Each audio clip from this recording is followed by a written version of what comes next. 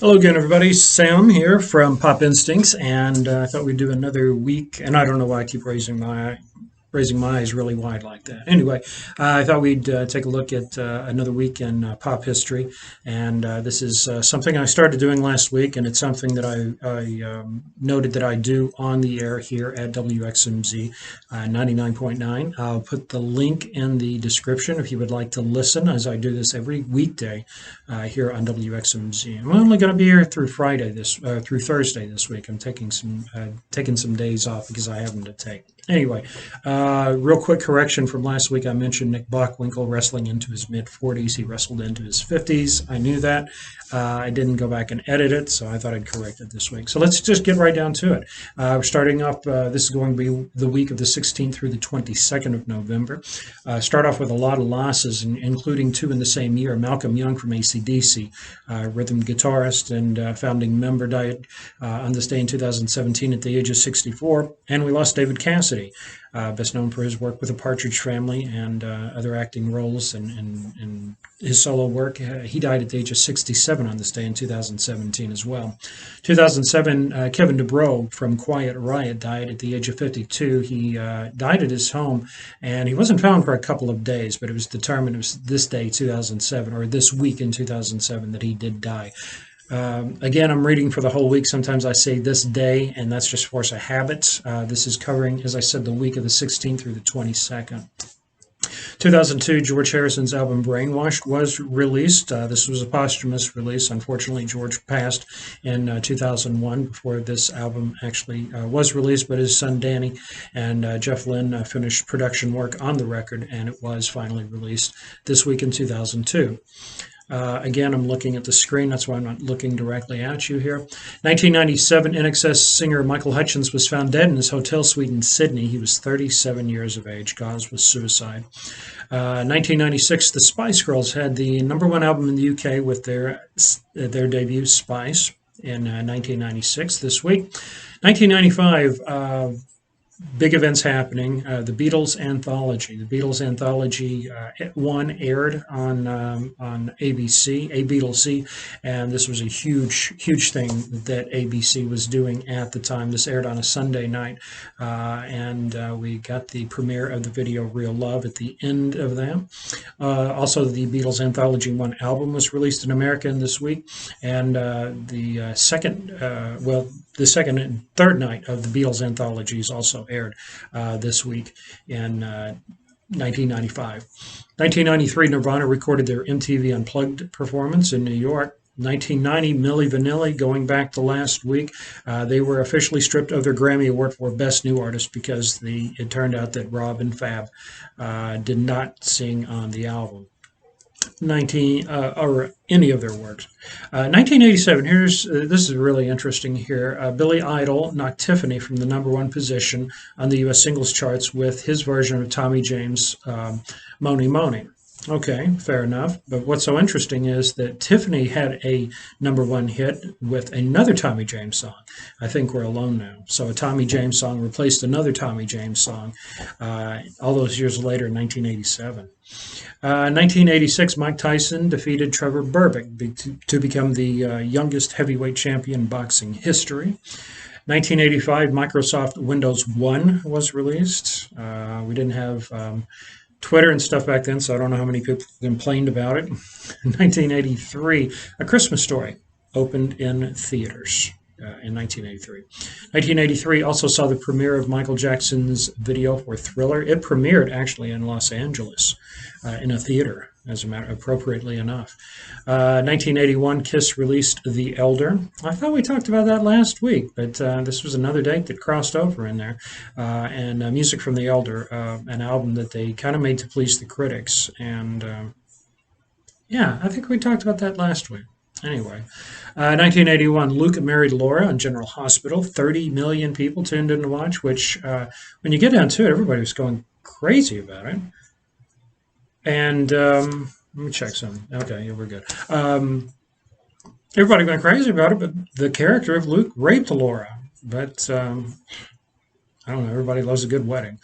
Speaking of TV history, this week in 1980, CBS aired the Hugh Shot Jr. episode of Dallas. 1980 also saw the release of John Lennon's album Double Fantasy. Um, 19 and it was a slow seller at first. Unfortunately, it wasn't until John was murdered in December that there was a huge rush on product, and everybody went out and started buying the album and appreciated it and respected it for what it was. 1978, the first and only airing of the Star Wars Holiday Special. This pops up on YouTube. This pops up on DVD from time to time, but this was only aired one time. And George Lucas was very dead set against it. But you can watch it on YouTube. It was interesting. I liked the special myself. There was a couple of scenes I didn't care for. I don't know, seeing a young Chewbacca and okay, I'm going to give you a spoiler alert, but stormtroopers invading the house, it was really disturbing to see a sad little Chewbacca. I don't know if I can watch it again.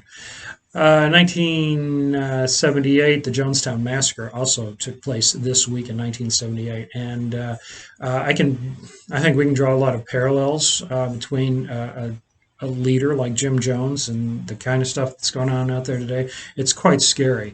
There were 918 lives claimed in all drinking the Kool-Aid. I suggest that you watch this story, watch a documentary on this. People like to run around and use the phrase drinking the Kool-Aid, and they kind of toss that around. And I find it's kind of disrespectful. When you know the story, I think you quit using that phrase. But it's really important. It's a really important story and quite disturbing as well. 1976, Rocky premiered in New York, and it did open nationwide December 13th, but it was this week in 1976 that it first opened in theaters in New York. Also, John Lennon had his second U.S. #1 album with Walls and Bridges, and the #1 single with a song called Whatever Gets You Through the Night.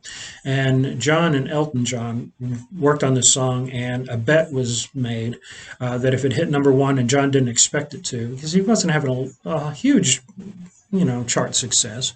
He's doing fine, but anyway, Elton told him, he said, it's going to hit #1, and if it does, you perform live on stage with me. And John took him up on the offer, and in fact, it did go to #1, and John appeared on stage at Elton John's concert on Thanksgiving of 1974 and performed 3 songs. And that was his last major concert appearance. 1973, John Lennon in the news again. He also released the album Mind Games in the UK this week in 1973. 1973 also saw Charlie Brown Thanksgiving broadcast for the very first time on CBS. This year, it's going to be on Apple TV. I know a lot of people are up in arms. If you don't have Apple TV or you're not a subscriber, you can watch it, I think, the day before, the day of, and the day after Thanksgiving for free. Any other time, you have to have a subscription. So it still can be seen. 1968, speaking of television, very controversial. NBC cut away from the final minutes of a New York Jets and Oakland Raiders game to begin Heidi. And the Raiders had actually came back from behind to beat the Jets 43-32. So people thought they were going to lose anyway. I guess NBC thought it and said, hey, forget about it. Not a wise decision. 1968, the Beatles' double album, self-titled album, also known better as the White Album to most, was released in the UK. And just 5 years prior, they released with the Beatles in the UK, and it spent 51 weeks on the charts, almost an entire year. Speaking of the Beatles, 1963, John Waitman, he was the headmaster of Surrey Grammar School, and he banned all pupils from having Beatles haircuts. He said the haircuts, the ridiculous style brings out the worst in boys physically, and it makes them look like morons. That was what the headmaster said. On a serious tip, 1963, also this week in Dallas, Texas, President Kennedy was assassinated. Texas Governor John B. Connally is seriously wounded, and Lee Harvey Oswald is captured and charged with the murder of a police officer, and Lyndon Johnson is sworn in as the president. It was also at this time that the Beatles made their television debut that same day on the news. Just a little piece, on the news about how they were making waves in England, and people didn't want to know about that kind of stuff. It was by the time 1964 in February had rolled around that America was starting to heal a bit from the Kennedy assassination because it was so traumatic. And, the Beatles ushered in some good times in spite of the tragedy afterward.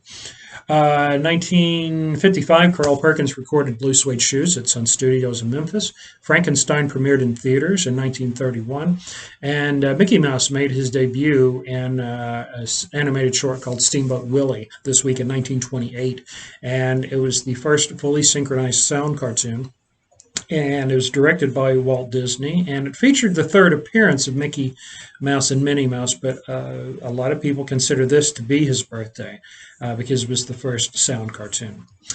We have a few birthdays, including this week, Carly Rae Jepsen, 35, Daisy Fuentes, formerly of MTV, is 54, Mike D from the Beastie Boys, 55, Kirk Hammett from Metallica, 58, as is Jodie Foster, Meg Ryan, 59, RuPaul, 60, Jamie Lee Curtis, 62. I'm just running through a few of these because there's so many. Joe Walsh from the Eagles turned 73 this week. Dwayne Allman of the Allman Brothers was born this week in 1946. He died in 1971. Goldie Hawn turned 75. Harold Ramis, born this week in 1944. He passed in 2014. Danny DeVito is 76. Dr. John, born this week in 1940. He passed just last year. Dick Cavett, 84. Larry King, 87. Robert Kennedy, born in 1925, died in 1968. And Rodney Dangerfield, born this week in 1921, died in 2004. So, as I said, this was kind of an abbreviated version of some of the things that happened this week. This is something I do on my station, as I mentioned. We do the golden oldies, 50s, 60s, 70s. You kind of know what kind of music I'm into. So that's what I do here at XMZ. And I thank you for watching, and we'll catch you next time.